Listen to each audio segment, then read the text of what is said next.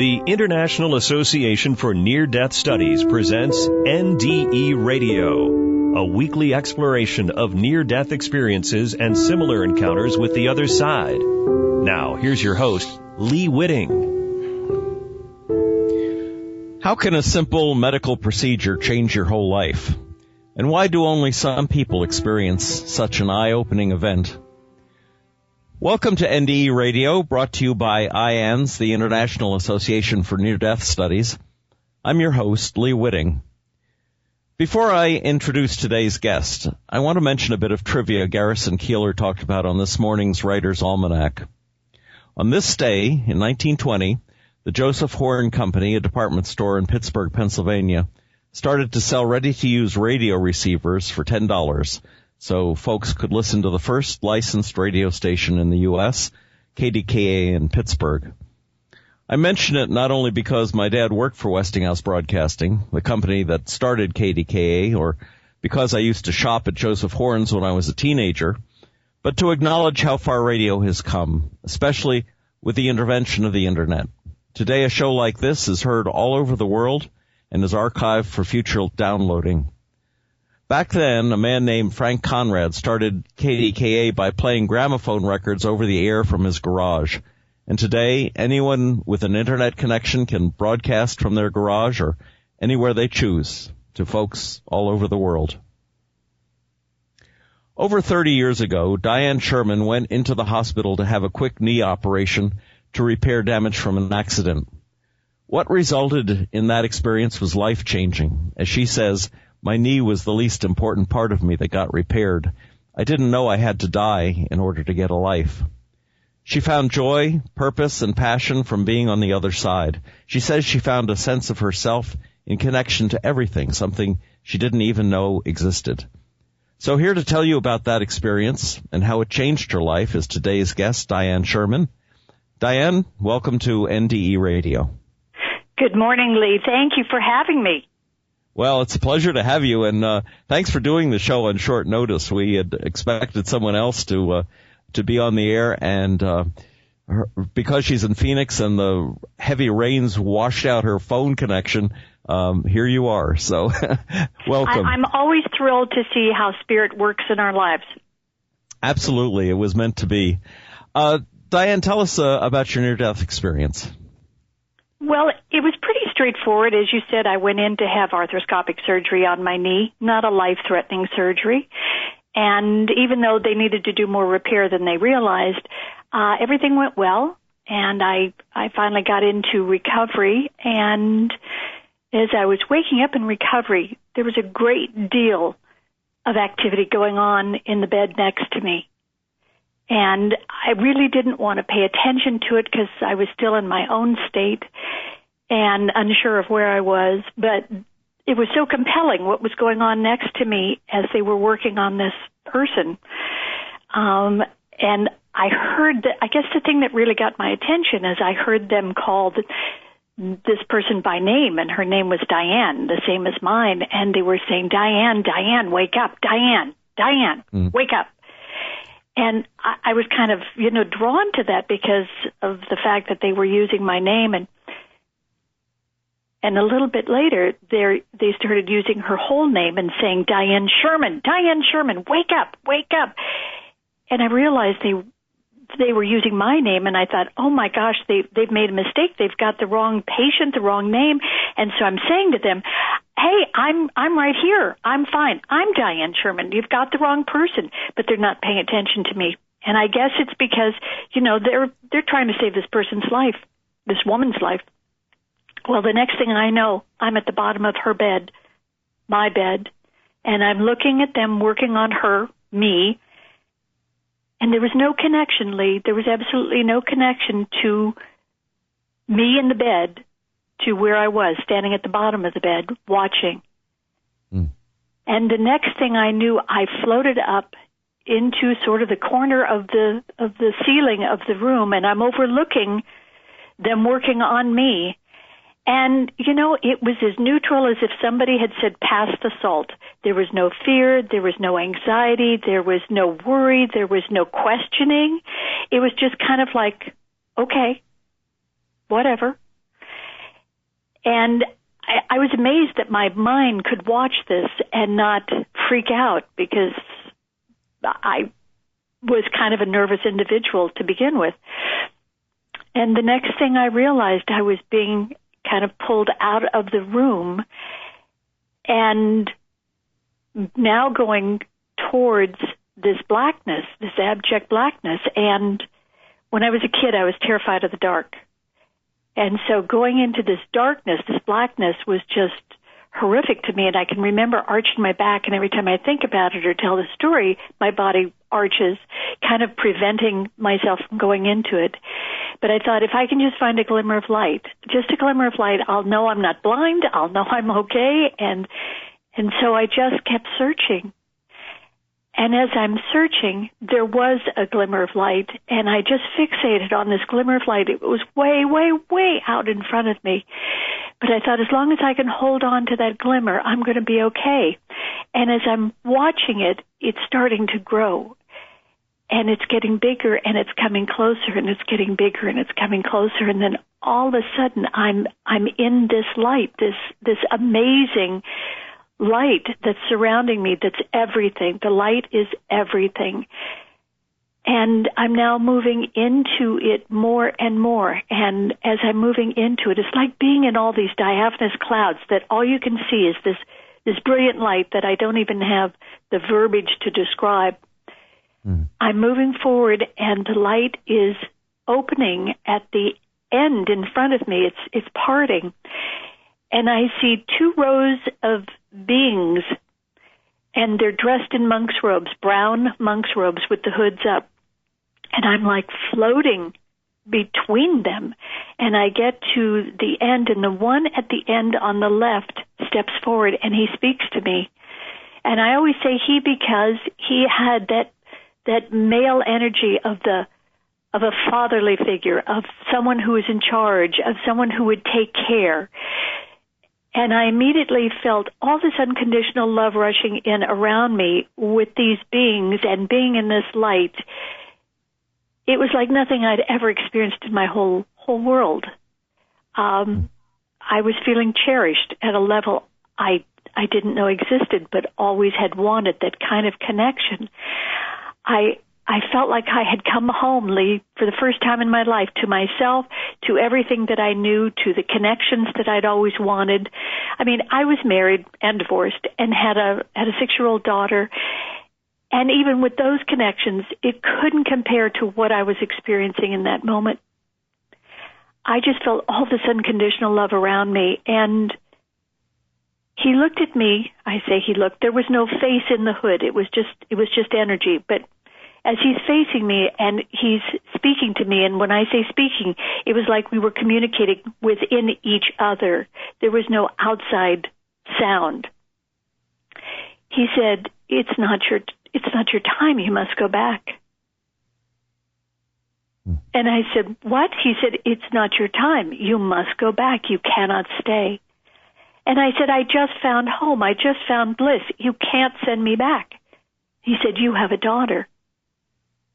It's not your time. You cannot stay. You must go back. And I'm begging and pleading. And he repeated it to me again, and I started thinking about my daughter. And my parents were both deceased. I really didn't feel good about her being with her dad. That's why we'd gotten a divorce.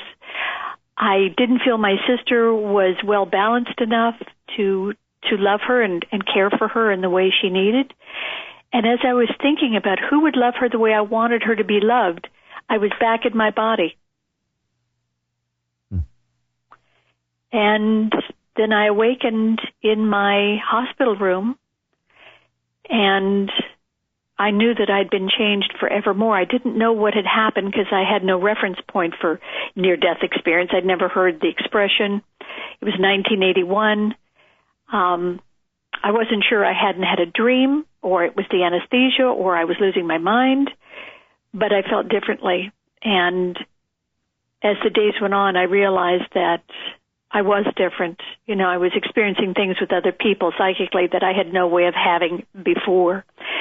And the doctor said that he'd never seen anybody heal as fast as I did. I was up that night walking on crutches, and the lady who was sharing the hospital room with me was in such pain, and she was on a lot of medication, and she had far less surgery than I had, and I was on no medication.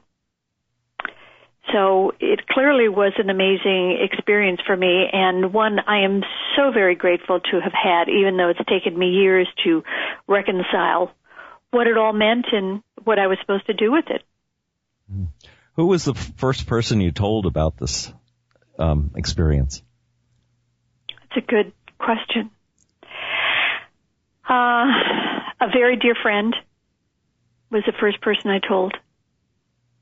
Was it much time passed between your having the experience and telling her? Yes, years.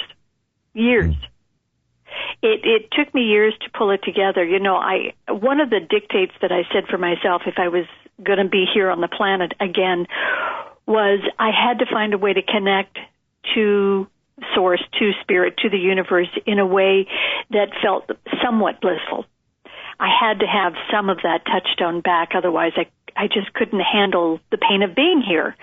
And so I found people that taught me how to meditate and taught me how to work with crystals and different things and how to take, out-of-body journeys. And so as that was occurring, these were the people I was talking to. Now, I never said, I had a near-death experience and this is what happened, because I didn't know what it was probably for the first 10 years.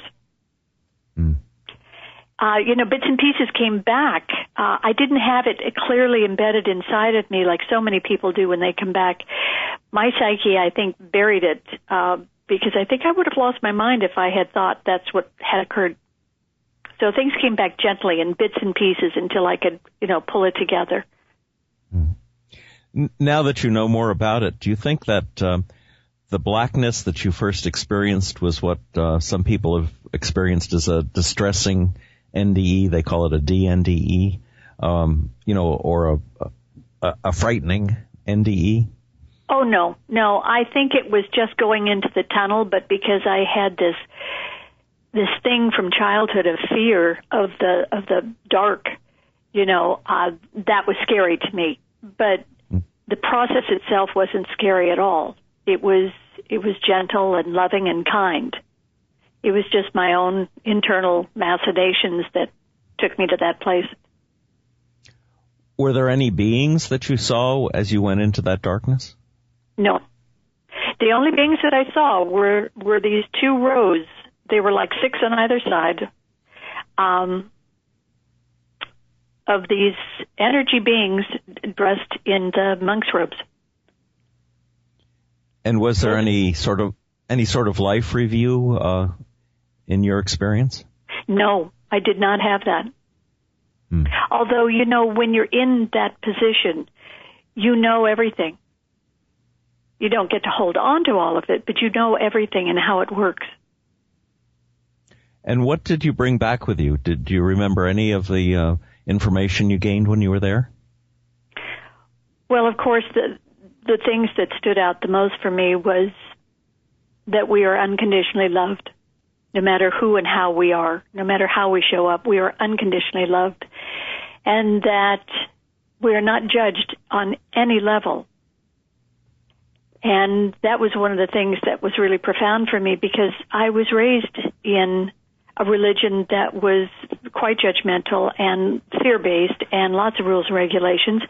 And this changed everything. That just seems so small in comparison to this expansive view I was having and this knowingness that I was privy to.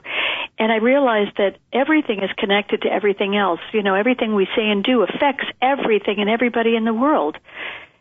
So the dictate for me was to be the best version of myself I could be in every moment. Isn't it interesting how some religions are like that, more fear-based than love-based and more exclusive rather than inclusive? Yeah. I think it's because of lack of knowledge. I think it's because they haven't had the experience of knowing that that's not how it works. I think they're thinking that this is the best thing they can do for people, to get them to get in line and be cognizant of the rules and regulations of how to be a human being. I don't think it's trusting that people have an innate goodness within them. That was one of the most profound things for me when I came back, is that I was able to see people in their essence, not in their facades, not in the stories, but in their essence. And, it's so profound to me to be able to see people like that. It's humbling for me to be able to connect on that level. And my job, as I see it, is to mirror that back to them so that they get the sense of their own preciousness, their own magnificence. Mm-hmm. Now, what were you doing before you had the NDE, and how did it change your career path? Well, that was one of the things, when I had the near-death experience, I had kind of come to the end of what I had been doing. I'd been a model for 17 years, and I was just too old to continue doing that at that time. Things have now opened up for women after a certain age, but at that time it was pretty limited. And it was time for me to move on. And after my NDE, I realized that I had the ability to know information for people, to help them shift gears in their lives, to reframe how they were experiencing their lives, to help remove the blocks and barriers that they were experiencing. And, I had this wonderful reading from an astrologer at one time, and he said, "Oh, you've got that thing in your chart that says you can't wait to give the good news." And I thought, wow, it's in my chart. How everything lines up. And I thought, that's exactly how I felt. I just wanted to come back and tell people what's really so, what's happening on the other side, and what we can do with it here.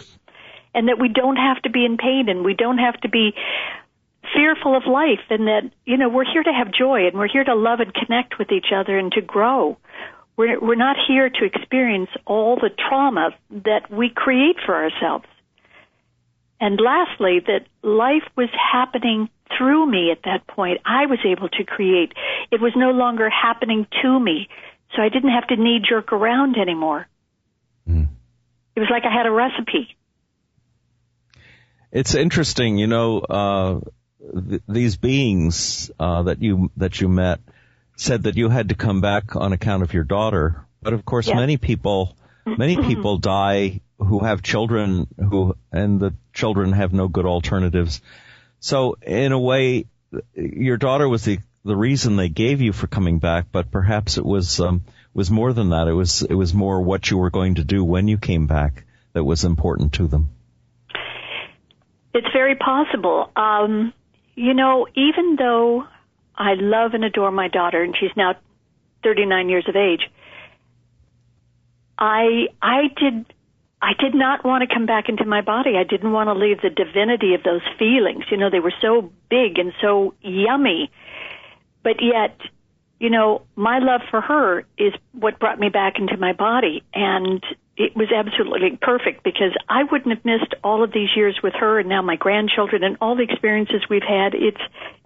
It's just been such a joy. I didn't know it at the time. When did you finally tell your daughter about your experience? Well, unfortunately, I told her when she was young. And I think the thing that she got from me, which was detrimental for her, is that here she had a mom who literally would have rather been on the other side. Mm. I had to work psychologically for years to be okay being back here, because there was so much I needed to clean up within myself. And when I finally realized what my joy and passion in my work was going to be, then everything turned around for me. But it took me a long time to get to that place, because I didn't trust that I could do the work that I'm doing now. I help people transform their lives. And at the time, I was insecure. I didn't have the self-confidence that I needed. I didn't trust my own worth. And, what I realized through all these years, I did automatic writing with Mother Mary for about 15 years, and that was the thing that really healed me was, the affirmations from Mother Mary that, we're doing this with you. You're not doing it alone. You're a perfect child of God. It's right that you do this work because you have the heart for it, blah, blah, blah, blah, blah. All these things that finally made me say, okay, I can do this and feel confident doing it. So you would suggest then that people who have a near-death experience and young children not tell the children that they just as soon have stayed on the other side and not return to them? Well, of course. I mean, can you imagine what a child would process with that? And I didn't make her feel that I wanted to die. It wasn't about dying. It was just how divine it was on the other side compared to here. So I had to find a way to create heaven on earth for me here. And how does she feel about it today? I'm not sure. We don't talk about it. I think because it's been such a presence in her life for so long. I mean, when she was 19, her dad passed away.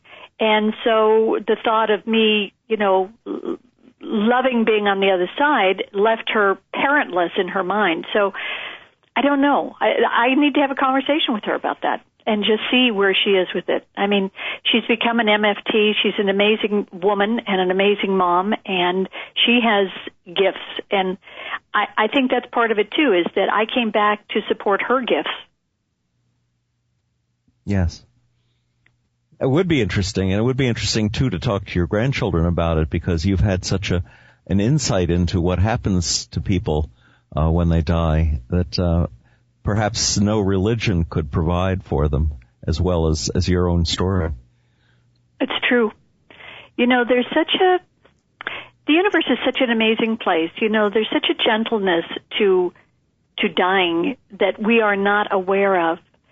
There's such a blessing in it. It's the next stage of our evolution. It's not a loss. It's not the end of something. It's just the next natural progression. But our society doesn't embrace it and is terrified of it. And, part of why I love all of our NDE talks is that it allows people to see that there's nothing to be afraid of on the other side. And there's nothing to be afraid of on this side. That's all in our minds. It's all in our egos. It's not a reality. What do you think about evil in the world? What's your take on that? Well, we always have to have duality. And I think it's a choice. There's so much. I think there's so much suffering, though. There's so much pain that people, especially children, have to go through. And then you look at situations like ISIS in the Middle East, and you've got to wonder why should anyone have to go through such a horrific situation? My only thought is that their soul is having tremendous growth from it, and that was what they wanted to experience. I think anytime you have a profoundly devastating childhood, it's because you want to hit the ground running and get to the gifts that you're going to be using. So I always have to go to, there is a rhyme and reason for everything, whether we see it and understand it on this side or not. I trust in the goodness in life, and I'm not sure why people have to hold on to their, it's like the old thing. You can either be happy or be right. And evil comes from people needing to be right. They don't have the allowance that everybody is creating for themselves and to allow that process. They feel that they have to have it one way and everybody has to be on board. And that's not the truth of how it works. I think politics, religion, and finance all suffer from that problem. Yes. Well, it's all fear-based. And anything that's fear-based is not going to be supportive. And fear becomes evil at a certain point. Do you think we have a say in how our lives are going to turn out before we're born? I got that we have soul groups that get together before incarnation and talk about the things that they want to work on. So yes. Now, in every instance, in every moment, we have a choice because we have free will. Do we want to choose door A or choose door B? And all roads are going to lead to the same thing. But, yeah, I think we have lots of choice. Is there an overall plan set in motion before we come in? Yes, and we are privy to that. It's like the universe explains, well, this is what's going to happen, and this is what you're going to experience, and for us, it's like, okay, that's what I'm signing up for. But we forget that connection when we come in. Somebody once said, it's coming through the birth canal that you lose the memory. I don't know how true that is, but it seems kind of cool. Do you think that there's free will in life, or has every event already been written? Oh, I think we have free will. And I don't think that we are allowed to be messed with. In other words, I know that Spirit has my back all the time. I know the universe is conspiring on my behalf at all times. But I have free will. I can muck it up, or I can do what's going to support me and move me forward. And do you see NDEs and the recognition that NDEs are beginning to get in the world with movies like Heaven is for Real, for example? Do you think that this is going to change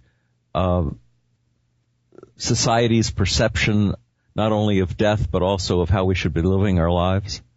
Oh, I hope so. I mean, that is my greatest wish in the work that I do, is to let people know that we are loved unconditionally, that there isn't anything to be afraid of, that we're all in this together, so let's be the best of ourselves.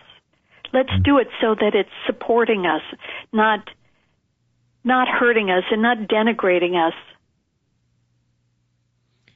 And if someone wanted to work with you in order to clean up some problems in their lives, what could you do for them, and how can they get in touch with you? Well, I'll give you the how to get in touch with me first. It's guidingyourspirit.com, and my phone number and everything is there, and they can email me. What I can do is to help them understand what's really happening to them, because that's what they feel. They're in pain. And reframe all of that. When we change our perceptions, we create a new reality for ourselves, and I can do that for people. And I also, through the vibrational healing, I can help remove the blocks and barriers that are keeping them stuck in experiencing the same thing over and over again. We all want to be connected and hearing good information coming from Spirit instead of listening to the monkey mind, and that's what I coach them to do. Wow. Well, it looks like we're just about out of time for today, Dianne. I want to thank you so much for being on NDE Radio. Dianne Sherman, spiritual life coach, intuitive counselor, vibrational healer. And if you'd like to listen again to this or any of our past shows, just go to our website at nderadio.org. And for more information about the work of IANDS, the International Association for Near-Death Studies, check out their website, iands.org. And tune in next Monday, 11 a.m. Eastern, for more NDE Radio. Thanks for listening.